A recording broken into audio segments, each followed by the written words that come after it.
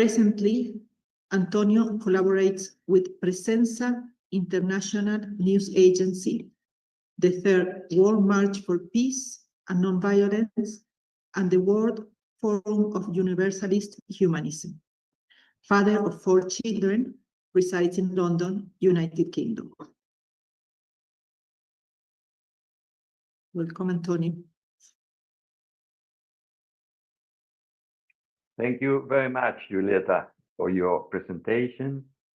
And dear friends of the Center for Human Studies of the Americas, CEHA, and WCHS, World Center of Human Studies, for inviting me to contribute to this 10th International Symposium, Utopias and Marcha, Utopias in Motion, Path to the Universal Human Nation.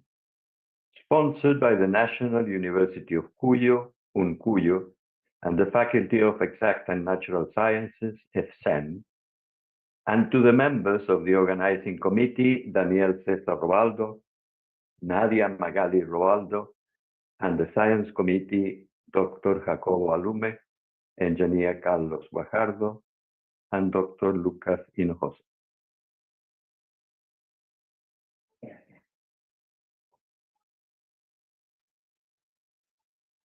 The beginning, 56 years ago, on the 4th of May 1969, in this same place, the Utopía of the Universal Human Nation was set in motion by Mario Luis Rodriguez Cobos, Silo, founder of Universalist Humanism, with a speech known as The Healing of Suffering, which you can find in www.silo.net. That experience inspired my life and that of hundreds of others who had the privilege of being present then and have dedicated their lives to the dissemination of these ideas across the world. There and then, the utopia of humanizing the earth towards a universal human nation was born. We all know a utopia stops being such when it materializes. But before materializing in the physical world, in the social world, a utopia must materialize in our thoughts, in our feelings, and in our actions. Then gradually it starts to become contagious, to communicate to others. Then a small molecule is born, then many others, and social tissue starts to grow. When it reaches a certain mass, the whole social body, its organs and expressions change, sort of following the patterns of creation at all levels. In the system of thought of universalist humanism, it is understood that nothing exists in isolation in the universe, but in dynamic relationship with other beings within conditioning ambits. Everything is in perpetual motion, in continuous transformation. The universe is still under creation after the Big Bang about 13.8 billion years ago. Life is energy. Energy is never still, but in perpetual transformation and movement. Each one of us is a conglomerate of energy with different levels of vibration. Energy never disappears, it transforms. Life is permanently evolving. Our present world and ourselves as individuals are also in permanent change, and we can give direction to that change in a progressive and evolutive direction. Silo did not teach us about universal laws of the mountain, but some of these ideas did circulate at the time in small writings among the initial groups of followers, both in Argentina and Chile, igniting faith, energy, joy for life, and tireless action. Silo spoke in the mountain about the existential experience of human suffering, a masterclass about the origin of suffering in human mind and its expression as violence, in its behavior, both personal and social. He did not just describe this solipsism, but also the way of escaping from it, overcoming suffering in ourselves and in society around us. He explained that this can be done simultaneously within ourselves and helping others to do the same by sharing the experience of hope, of joy and the possibility of transformation. Since then, we intentionally brought these teachings all over the world, and in the coming years began to see seeds germinating in the hearts and minds of thousands of people in all regions of the world. Silo continued teaching and writing non-stop until he left this life in 2010. He created a body of doctrine translated today to many languages and growing further into the grasp of more people every day. In a nutshell, it is a philosophy of life based on our own human experience that opens the way to self-transformation, expanding our level of consciousness to higher understanding and action, our level of behavior to nonviolence, compassion and solidarity towards fellow human beings, encapsulated in the golden rule of treating others as we like to be treated. This doctrine equips us to face the fact that the Western civilization is in profound crisis. Due to its political position and having been the most powerful for the last 5 centuries, its influence reaching all regions today is pushing its crisis. The Western civilization is pushing its crisis into the rest of the world. In a highly interconnected and interdependent world, we are all affected by this crisis. Its pretended values have turned obsolete, its contradictions becoming obvious to all. The cult of violence, power, and money concentrated in the hands of few, while preaching equality and democracy, has reached a point of exhaustion. Their political and financial institutions are worn out without a chance of renewal. Anti-values rampant. Wars growing artificially with no intention of resolution. It is obviously the end of an era, and the world must move decisively to another civilizational paradigm. In our view, universalist humanism, a humanizing force. Silo formulates it as humanizing the earth by moving towards a universal human nation, spread throughout the world and sharing talents, resources, knowledge, nonviolence, cultures, races, feelings of solidarity, faith, and compassion. The utopia is not in the formulation because this is the essence of the humane. The utopia lies in the inertia and deficiencies of functioning of the human psyche, its increasing difficulty of adaptation to new conditions. The obstacle is not nature, as its resources are abundant, and we have technology advancing at an exponential rate if we wish to protect it, regenerate it, and make it even more productive. The obstacle lies in the resistance to change imposed by our living habits, the greed and indifference of governments and corporations. Neither are communications an impediment, since we have the best in human history, reaching every corner of the world in real time. The problem lies with the human being, its archaic behavior, its habits and resistance to change. In a life trapped by an inexorable structure of contradiction, fear, suffering, and violence that perpetuates itself by contaminating the world around. The problem is how to break that chain of determination affecting the present and obviously the future. I would like to quote Silo in his talk, Humanism and the Crisis of Civilization, at the Academy of Sciences in Moscow in June 18, 1992. Silo said, "As you know, we are talking about the vital situation of crisis in which we are immersed today, and consequently, about a moment of rupture in the beliefs and cultural assumptions that formed us. To characterize the crisis from that viewpoint, we might attend to 4 phenomena that directly impact us. 1. Driven by the technological revolution, the world is changing rapidly causing changes that clash with the established structures and habits of life of both societies and individuals. 2, the mismatch between the speed of technological acceleration and the relative slowness of social adaptation to change. That is generating progressive crisis in every field, and there is no reason to suppose that this process will stop. Indeed, quite the contrary, it will tend to increase. 3, the unexpectedness of events prevents us foreseeing what direction those events, the people around us, and in particular our own lives, will take.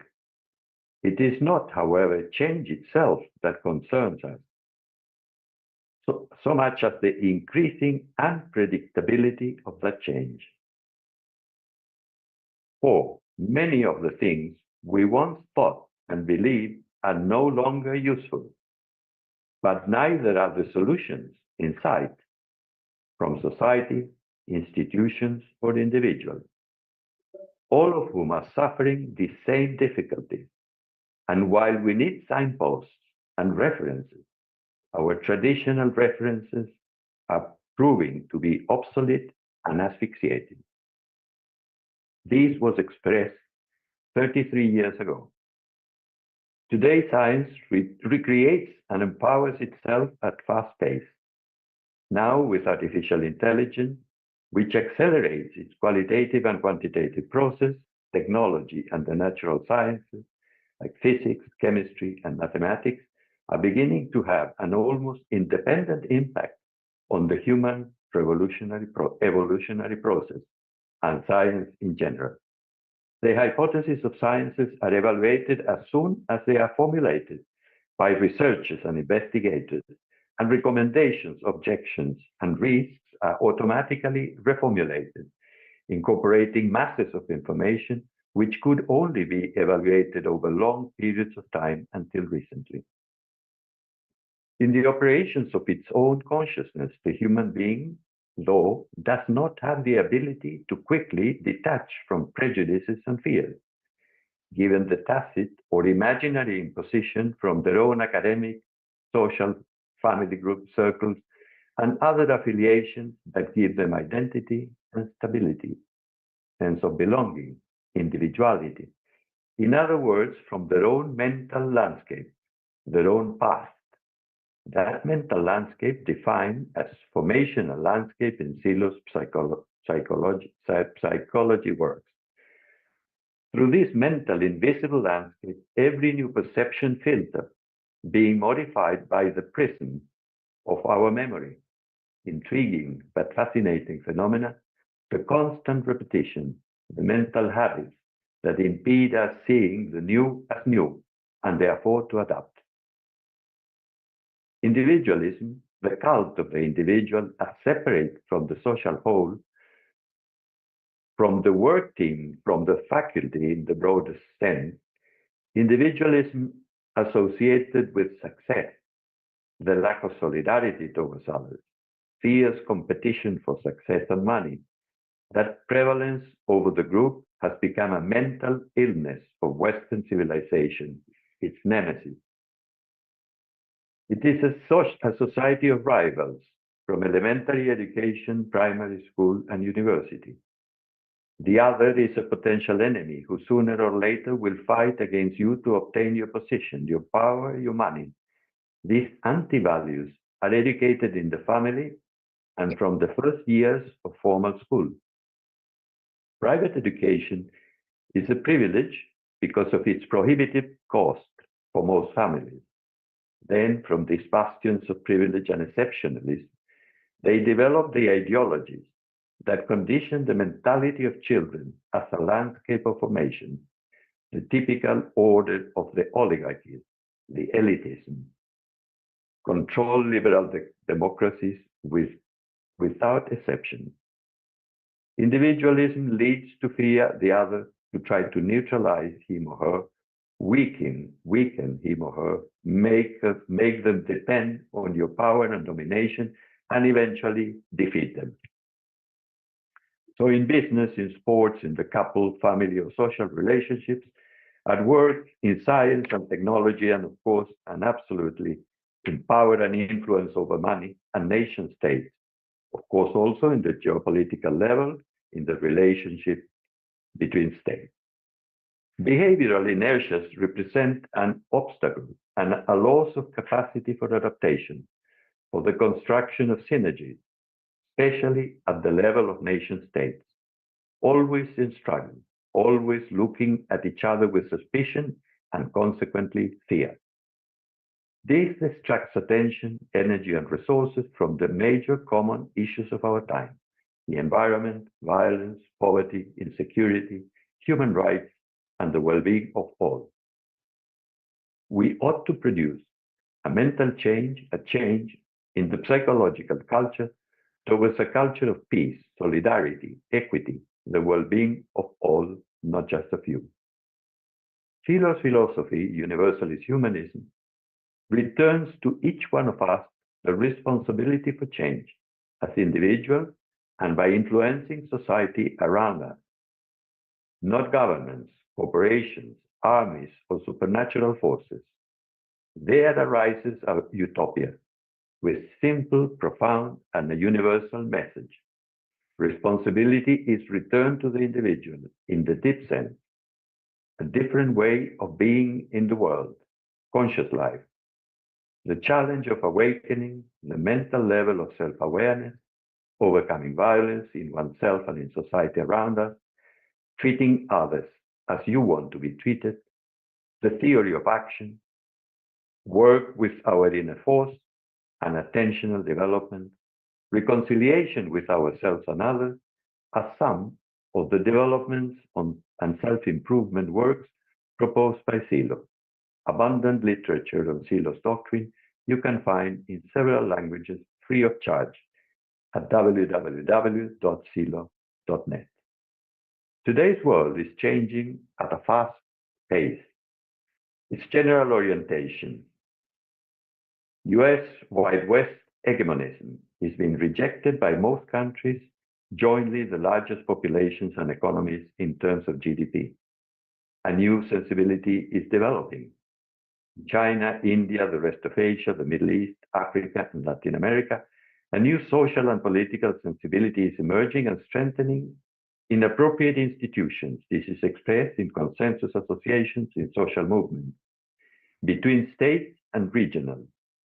SCO, Shanghai Cooperation Organization, partnerships in South and Central America, CELAC, in Africa, the African Union, in the Middle East and Central Asia, in Southeast Asia, in BRICS, partners and candidates, up to more than 80% of the world population and growing. They aspire to a new multipolar world order, a redefinition and modernization of the United Nations, including the reform of the Security Council, where a few countries not representative of today's world arbitrarily impose their vetoes by immobilizing the resolutions of the organization, among others, the resolution of the conflict between Israel and Palestine, recognizing both states and the territorial limits of 1967. A new world order is underway, committing to the care of the environment according to the international agreement, affirming the role of the International Court of Justice and protecting it from coercion by third states. A just international order requires fair order within nation states. If citizens know and feel that their rights are legally protected at the international and regional level, they will not hesitate to elect governments committed to the international order within the state. All this is achievable, and we are not too far from achieving it at a global level if we persevere in the defense of human rights in our immediate environment. Communication between populations for tourism, work, sports, studies, employment, culture, etc., is increasing every day, and at a greater speed and in growing volumes. These human exchanges, no doubt, have positive effects, cultural exchanges, and better understanding of other cultures, habits, aesthetic conceptions, fashion, languages, all facilitated by advances in communication technology, covering other geographical spaces in real time. And what about the people?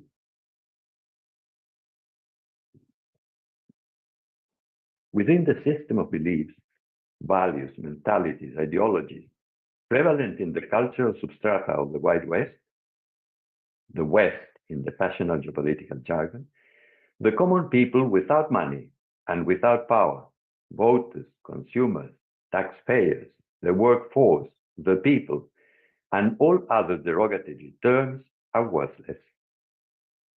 But they are the force, social energy, that the system seeks to exploit and manipulate, since it is perfectly known by the elites that without that energy, nothing can be done. Power and money elites who reinforce and protect each other are strong only if they manage to manipulate, persuade, divide, and use the people. To do this, they use the media, that endlessly disinforming, disseminating false narratives, interpretations of reality, omissions, lies, or distortions of events to persuade, confuse, divide the population to support their positions. They are always summoning people, trying to channel their energy into their own design and interests, to sell their products, to gain in influence, money, and power. These are the deities worshipped in this historical cycle in decline. These are the deities, the religiosity, the historical myth of our times. People are talked about, but they are despised, stripping them of their humanity, their intentions, their essential needs, and the freedom. The ideology of the system is oppressive, despite its mask of freedom, exactly the opposite of freedom. That the humanists call violence. The most hidden secret is that human energy moves the world. Like any organism, without energy dies. The best capital available is the human being, conscious, intelligent, creative, and industrial. There is nothing that is not created and used by human beings. When populations are educated and the basic needs are satisfied, they in turn create the wealth of states as producers and consumers in a virtuous cycle of development. The myth of capital as the only or main conditioning factor for economic growth is a big, big lie. It is a human being with its talent, work, intentionality who creates, transforms, and develops the natural world. When the Republic of China was established in 1948 under the political leadership of the Communist Party, it did not possess any capital, but the labor effort of its own people. A millenary culture, disciplined and laborious, with a social supportive sense. No Western state supported China with capital, credit, or technology. China built its first dams to generate electricity by hand. Today, they are the first economy in the world, with the most advanced technology. How do believers in financial capital, banking, and money explain it? Well, they prefer not to, because explaining it would lead them to abjure the beliefs and to recognize the fallacies of their ideology. When the system of anti-values of the West is exhausted by the simple abandonment of the support of the people, it will be left aside and the search for new principles and values will become a priority. That moment seems to be looming closely every day. More indicators in that direction become visible. The centrality of the human being and its fundamental rights and needs must be addressed. The recognition of violence and the need to overcome it, identifying its roots and transforming them, waking up to the real meaning in life is urgent. The theme of human freedom, it is not proposed nor understood. It is not a priority either for today's culture or the future by the majority of the establishment. Violence is an expression of the lack of freedom and the contradiction within which it is experienced at a deep level in each one of us. Is the expression of the lack of freedom. The real possibility of modifying it and the transformation of the human being. To that aim, we have expanded and deepened the World Forum of Universalist Humanism, founded in Moscow in 1993 as a joint initiative by the Russian Academy of Science and the Humanist International. After abandoning the rule of the Communist Party of the USSR and declaring instead an association of independent states, Mikhail Gorbachev and Perestroika became the hot spot of the world. We humanists went there to study the process, get acquainted with the Perestroika phenomena, and perhaps, and why not, share the principles and values of Universalist humanism. A fructiferous relationship developed thereafter. Members of the Academy of Sciences founded the Humanist Club of Moscow, suggested to organize a humanist forum in Moscow in 1993, inviting Silo as key speaker. Later, the Academy bestowed on Silo an honoris causa doctorate and recognition for his contributions to peace, nonviolence, psychology, and human sciences. Since then, humanist forums have taken place in many countries, in all continents, with the participation of thousands of people. Now that the global culture has reached a point of crisis of such intensity, and humanity seems to have lost its north, we have felt, as a matter of urgency, the need to establish the Forum of Universalist Humanism as permanent with the predominantly virtual format. The forum, based on the work of thematic tables, is open to everyone, with the sole limitations to participate of those supporting discrimination or violence of any form. Other than that, it's open to all. A secretariat coordinates the flows of information amongst thematic tables and the general calendars of activity. New tables can be established according to the interest of participants, who set up their own procedures, frequency of meetings, languages, and topics of study. The first open assembly took place on January 25th, 2025, and the second open assembly on April the 5th. Both well attended, included participants from 48 countries from the Americas, Europe, Africa, and Asia.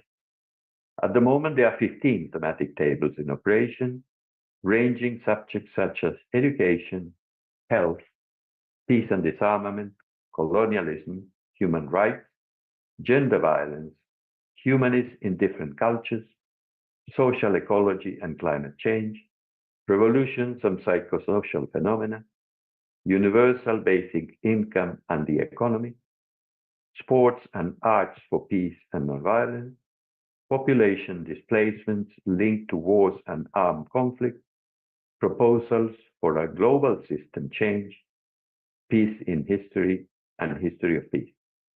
We believe that Humanist Forum can become an active contributor to the change of mentality that the complex present world demands. Common people must have a say and become able to actively study and achieve constructive conclusions in regard to the fundamental problems of our time, creating awareness based in the experience and views of the common citizen, sharing views and approaches and learning from one another.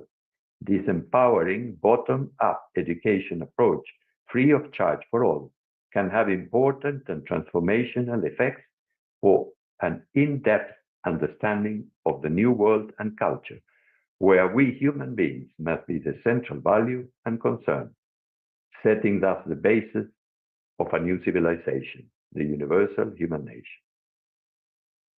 Many thanks.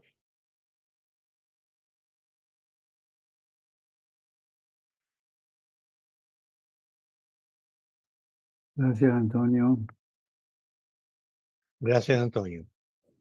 Thank you, Antonio. Gracias. Excelente, Antonio. Muy bueno. Excelente. Bien, ¿y ahora cómo hacemos con las... Si hay preguntas, si hay respuestas?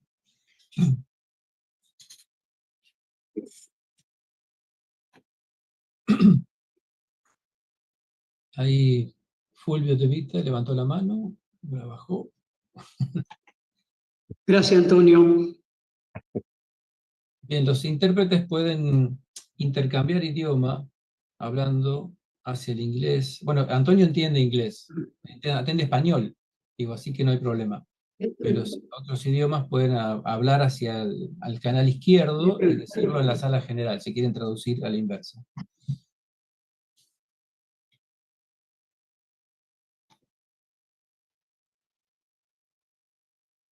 Excelente. Bueno, Muy bien.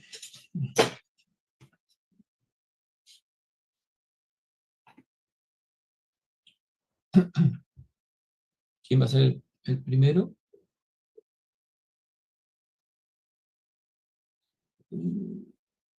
Tenemos amigos alrededor del mundo.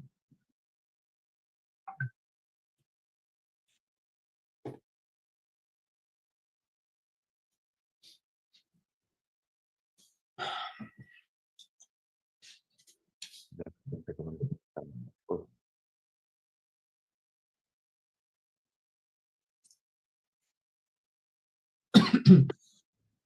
Nos ha dejado muy pensativos. We are thinking the questions.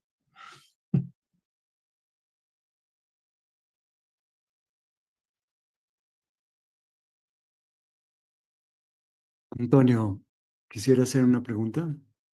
Claro. Gracias. Yo quisiera remontarnos un poco a aquello que empuja todo este proceso histórico. Quisiera, desde tu propia experiencia, tu propia sensibilidad, ¿cómo ves este proceso histórico y la relación entre el sentimiento religioso y la actitud humanista? Gracias.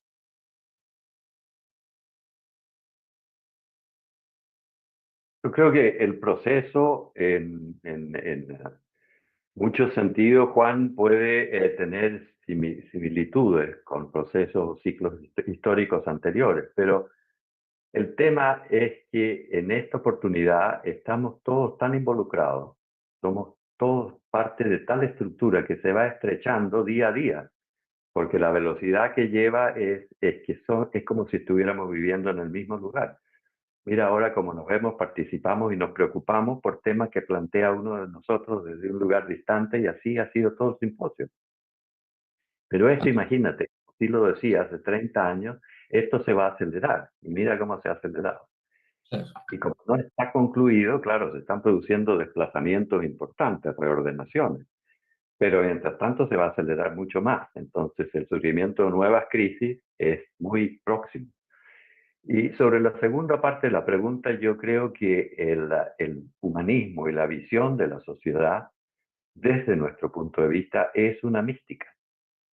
Y el corazón de las religiones en la historia ha sido una mística. Pero entonces ahora se empieza a entender que el acceso a la mística en profundidad es un fenómeno humano y se tiene que alcanzar dentro de la conciencia humana, dentro del corazón de cada uno. Y lo que intenta decir esta charla es que precisamente a nosotros nos han colocado en el escenario, porque siempre estamos pensando que son los otros factores los que determinan. Pero la posibilidad esencial del cambio es que uno se haga cargo de su propia libertad en sentido profundo. No si un día se viste de una manera o luego se viste de otra. No, en el sentido de qué está uno dispuesto a hacer, violencia. Precisamente a nosotros nos han colocado en el escenario, porque siempre estamos pensando que son los otros factores. Bien, Antonio, Sí. puedes hacer las respuestas en inglés, así no hay problema. Quienes estamos en español podemos escucharte por la traducción. Y si preguntan en español, si tienes la gentileza de simplemente 2 líneas de resumir esa pregunta en español, pasándola tú al inglés y sabes lo que estás contestando. Gracias.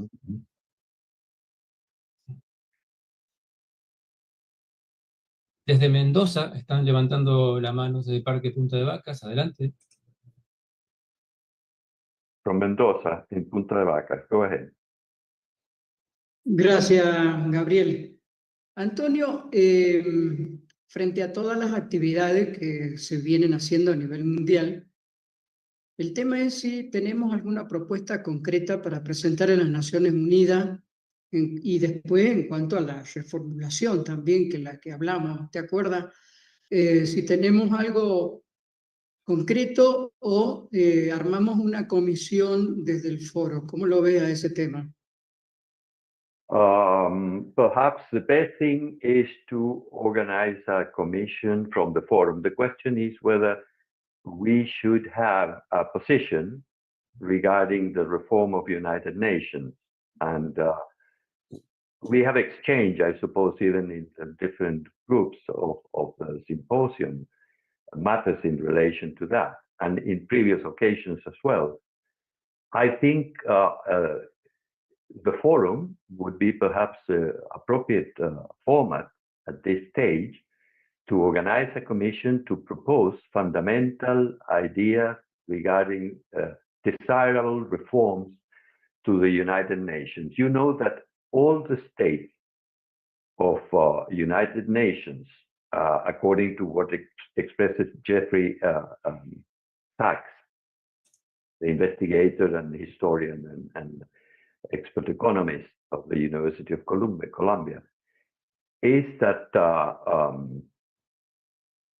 98% of the countries of the world, excepted the United States and excepted some islands of the Pacific, are in support of the resolution of the problems between Palestine and Israel, following the pattern of the agreements, world agreements of 1967.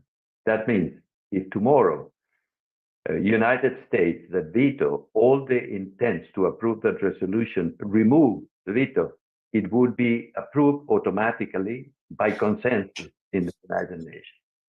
That means that the war could be stopped in 24 hours. So it's kept there without possibilities of success, with the same sort of characters that have instigated the war in the first place, and against all the principles of international law. So it's one thing is the possibilities that we have. We could draft reforms that have enormous common sense, because we all feel what is not working well at that level of United Nations.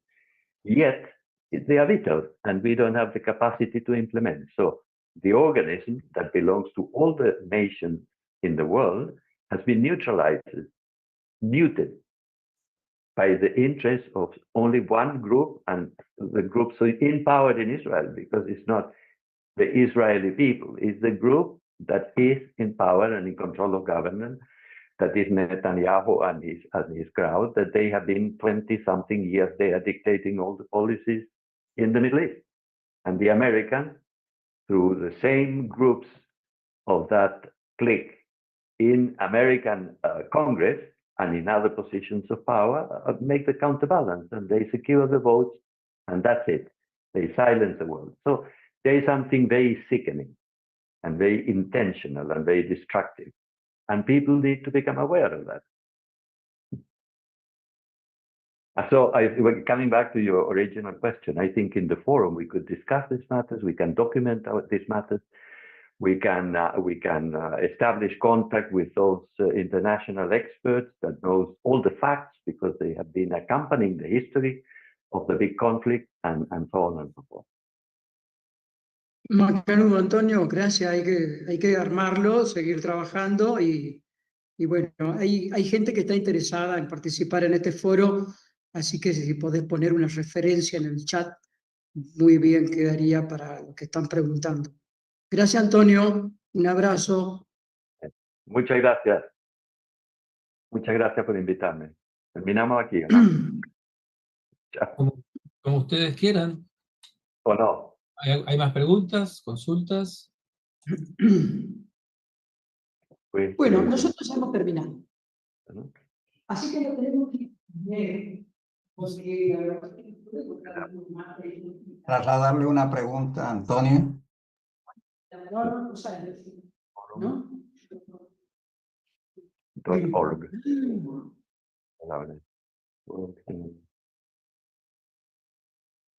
Universal.org. Sí, adelante la pregunta.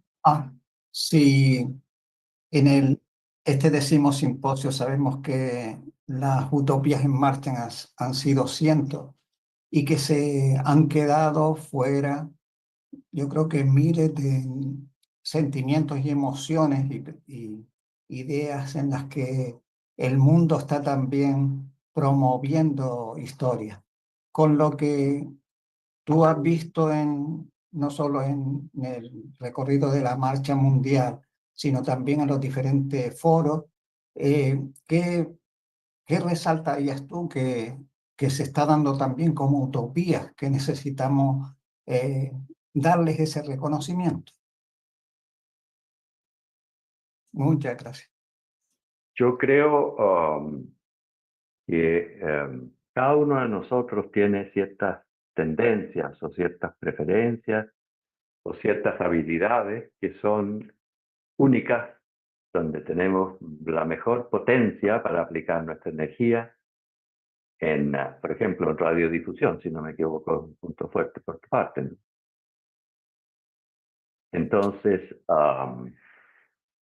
si nos aplicamos nosotros y formulamos nuestras utopías en consonancia con lo que son nuestras mejores habilidades, eso nos va a permitir el máximo efecto sobre nuestro medio inmediato y sobre la gente que en medios que no son tan inmediatos vibra en nuestra misma frecuencia y puede escuchar nuestro mensaje con mayor claridad y fuerza.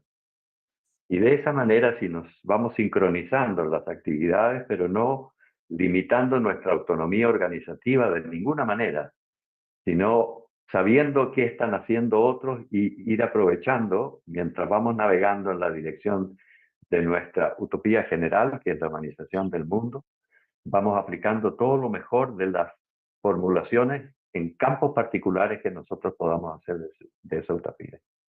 Yo creo que son muy convergentes.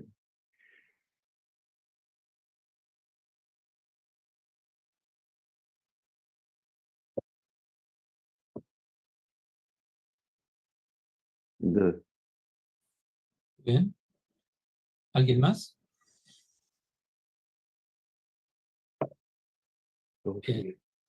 Entonces, Gabriel. sí, adelante.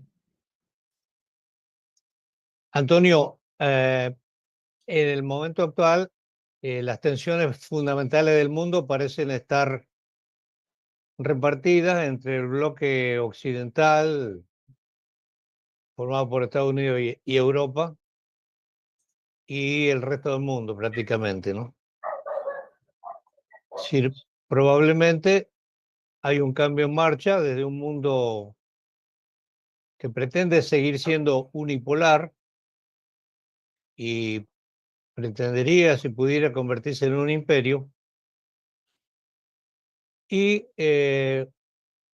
otro bloque de naciones muy importantes, por ejemplo, organizado en este momento en torno a los BRICS, ¿no es cierto? Que yo personalmente considero que pueden ser una esperanza para el futuro, pero ¿piensas tú que los humanistas podríamos hacer algún tipo de contribución para que el mundo pase a ser un mundo multipolar? A lo mejor de esa manera podemos avanzar en la dirección que nos interesa, hacia la nación humana universal. Yo creo, Daniel, que nuestra contribución ya se empieza a notar. Por ejemplo, yo he escuchado discursos de presidentes latinoamericanos más progresivos, y ya todos han hablado de, por ejemplo, el colombiano y nuestra amiga mexicana, se han definido como ni de izquierda ni de derecha, pero humanistas. No han explicado en qué consiste el humanismo, pero tampoco se puede definir una postura doctrinal así en un discurso político. Pero lo que a mí esas manifestaciones me muestran es el nivel de penetración que empiezan a tener nuestros mensajes con todas las cosas que vamos haciendo de una manera u otra en el ámbito de las comunicaciones, en el ámbito cultural, porque van a tener que buscar tarde o temprano, si empiezan a copiar nuestro lenguaje, qué es el humanismo. Y van a tener que ir a las referencias nuestras. Y desde el punto de vista doctrinario no hay nada equivalente en esta época histórica, ni en épocas anteriores, a la definición que ha hecho Silo del humanismo universalista, que es su teoría y su doctrina. Y la profundidad que él ha alcanzado en la explicación de los mecanismos que producen sufrimiento en la conciencia humana. Porque eso no está definido ni por la psicología oficial ni por nadie. Entonces nosotros tenemos un elemento muy potente en nuestra mano que lo vamos manejando cada vez mejor porque vamos avanzando en nuestro propio trabajo de transformación individual y que lo tenemos que continuar usando y de manera cada vez más efectiva. Entonces yo creo que se podrían establecer relaciones con gente muy progresiva, te diría con Chomsky, con Jeffrey Sachs, con gente que en este momento, bueno, no Chomsky porque estaba bastante enfermo, pero el tipo de caracteres que Varoufakis, por ejemplo, tiene cosas también progresivas. Sí. Y ellos ya tienen mucha entrada en muchos campos. Y trabajando con ellos con cercanía, por ejemplo, nuestros amigos de Grecia tienen ya un trabajo, Marilena Toca, es parte del movimiento que ha formado Varoufakis y se ha presentado como candidata de ese movimiento en ocasiones y están buscando muchos puntos de acuerdo. Y yo lo he visto a Varoufakis en acción y le falta profundidad. Él no llega de la misma manera que llegamos nosotros. Está hablando de un tecnofeudalismo, de cosas que son muy novedosas desde el punto de vista de su especialidad científica, como ciencia, si es que consideramos la economía como una ciencia. Pero son como elaboraciones de superficie, a mi juicio. No hacen a la esencia de las cosas, ¿no? Entonces, por eso, esos trabajos en cercanía con gente que tiene mayor prominencia o que tiene un montón de cualidades y deberían trabajar en conjunto. Y yo creo que así podríamos acelerar. Jeffrey Sachs, por ejemplo. Jeffrey Sachs, por ejemplo. Porque Jeffrey Sachs ha acompañado todos estos procesos desde los estados, por ejemplo, que están en guerra y en conflicto, como asesor económico.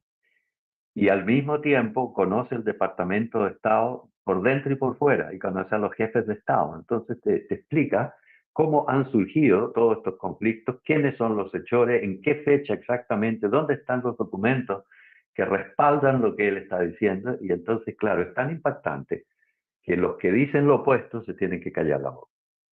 Entonces, cuando uno llega a ese punto, quiere decir que se está progresando. Y estamos muy cerca de ese punto. Hay muchos indicadores. Así que volviendo a tu pregunta, yo te diría lo que tenemos que hacer es continuar haciendo lo que estamos haciendo. Indudablemente aprendiendo de nuestra experiencia, lo vamos a ir haciendo cada día mejor. Bien. ¿Estamos bien? Bien. Buena respuesta. Esperanzadora. Ahora sí, yo lo siento así, ¿no? Te digo. Muy bien. Entonces nos veremos. Yo creo que lo que está planteando Antonio me parece muy interesante, ver el grado de penetración de nuestro mensaje a través de más de 50 años. En el caso México, cómo han ido retomando todo eso que ahora llaman humanismo mexicano, pero que parten muy parcialmente, pues, ¿no? Y se reduce primeramente como a un humanismo cristiano del siglo XVI, porque no tienen más elementos. Pero lo que me llama la atención es que no definen al ser humano, no definen lo que es el humanismo, ¿no? No definen la actitud humanista y todo lo reducen al Renacimiento italiano, sin tomar en cuenta ni siquiera en Occidente el Renacimiento español, que es en el que están más basados ellos, que en el Renacimiento italiano. Pero dejan afuera grandes contribuciones que se pueden ver en el libro de Fernando García, en el humanismo en la India, por ejemplo, ¿no? Y esa parte de Asia. Entonces me parece que sí ha penetrado nuestro mensaje. Creo que faltan muchos elementos de nosotros para ir haciendo cuña y para irle dando soporte, porque en el caso México hay una cantidad enorme de gente que está estudiando el tema del humanismo pero muy de lado.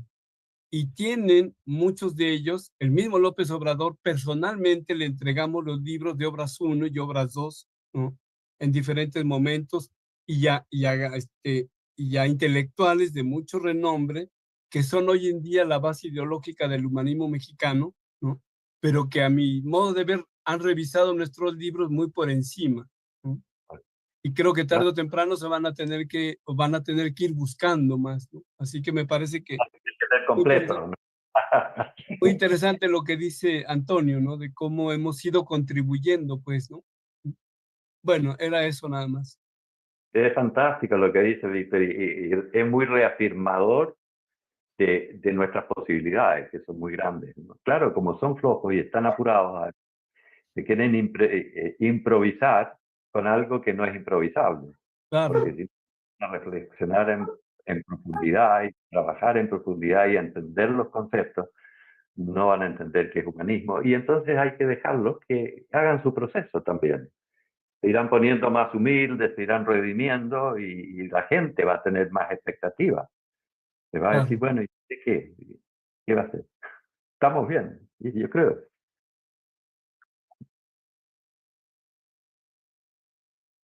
Sí, la humildad va a ser un elemento importantísimo en el caso mexicano, ¿no? Claro, claro. Porque esa expresión chauvinista del humanismo como que se reduce a México y pareciera que es la panacea mundial, ¿no? Y no, yo creo que el resultado del humanismo mexicano que plantean se reduce únicamente a lo político, ¿no? Exacto. Dejan de lado otras cosas mucho más, bueno, que también son muy importantes y que complementan y le dan espíritu a lo político, ¿no? Le dan espíritu, claro, es la sustanciación de lo político, si no, no lo podrían sostener. Claro. Si pudieran diseñar un sistema de reformas que están basadas en el espíritu del humanismo, fracasarían en corto tiempo, porque no podrían preparar estructuras capaces de sostener ese sistema de reformas. Y de Claro. Bueno, esa es la disyuntiva que yo veo acá en México, ¿no? O sea, ¿cuánto tiempo puede durar esta difusión del humanismo mexicano si le falta el espíritu, ¿no? Y lo reducen como a una cosa totalmente externa, ¿no? Todavía hablando de derecha, de izquierda, pero ya se empieza a escuchar eso de ni izquierda ni derecha, son humanistas y la propuesta de nosotros es humanismo y antihumanismo, no hay más, ¿no? Y el lenguaje nuestro también debería irse modificando, en ir variando, ¿no? La izquierda y la derecha, que ya hicieron un gran aporte en la historia. Así que yo creo que habrá que darle para adelante con nuestras ideas ahí, incursionar ahí. Porque estamos recién empezando a notar que hay un efecto de penetración en el medio, y eso es un aliciente muy grande, nos tiene que llenar de entusiasmo, porque estamos bien. Todos nuestros amigos van escribiendo distintas cosas y además tenemos el mecanismo de presencia como para ir publicando.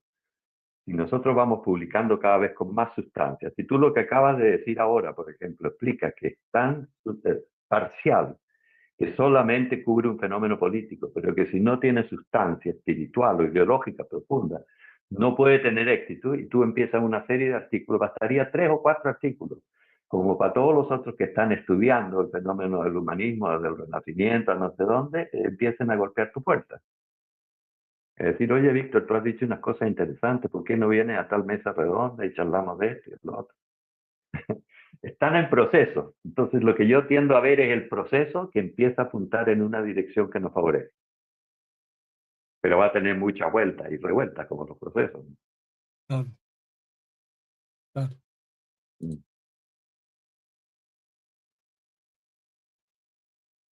Well, another question or finish? Podemos hacer muchos otros foros interesantes. Bueno, ¿Qué dices, Antonio? Repite, por favor. que podemos organizar muchos otros foros interesantes, no nos tenemos que agotar aquí, así es que... Seguro, y quizás específicos de un tema.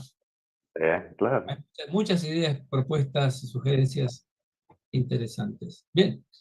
Muchísimas gracias, ¿no? Muy bien. Un gusto. Gracias a vos, Antonio. Chao. Muy bien. Bien. Y aquí mismo podemos silenciar micrófonos antes de continuar. Y aquí mismo ya pasamos a la clausura de este 10º Simposio Internacional del Centro Mundial de Estudios Humanistas. Entonces, como ya estamos en horario, pueden tomar la palabra los protagonistas. Y Sí, Gabriel, sí, sí, este momento final es a mi cargo. Tienes que habilitar Isabel Torres por el portugués. un momento. Y cambiar Mónica Brocco a español.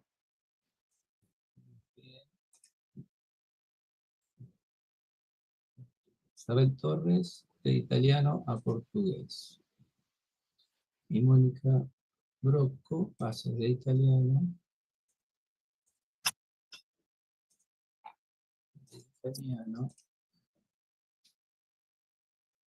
Mónica, de italiano ¿a cuál? Español. Ok. Entonces tenemos francés, español, portugués. Y también Brocco.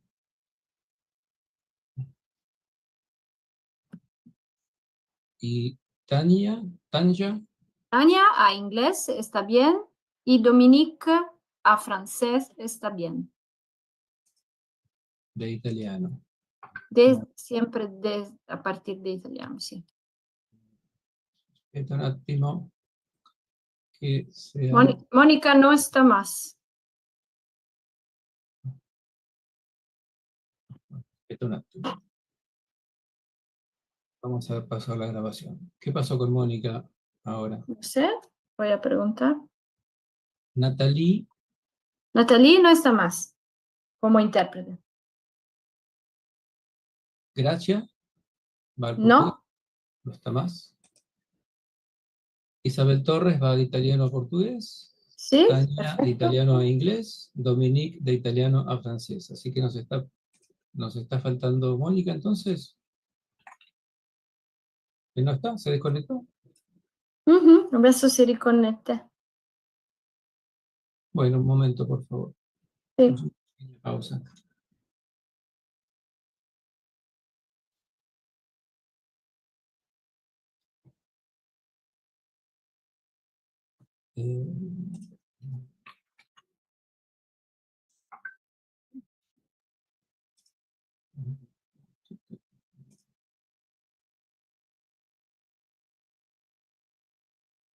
¿Sabías que tu seguro de salud viene con más beneficios? Quédate a ver este video. Tienes un súper descuento y solo por verano te regalamos una consulta nutricional o psicológica gratis. Además, ustedes podrán recibir atención en más de 300 clínicas a nivel nacional, incluida Clínica Internacional. ¿Pensaste que era todo? Tus emergencias accidentales están cubiertas al 100% y tienes chequeo preventivo anual gratis desde el primer año.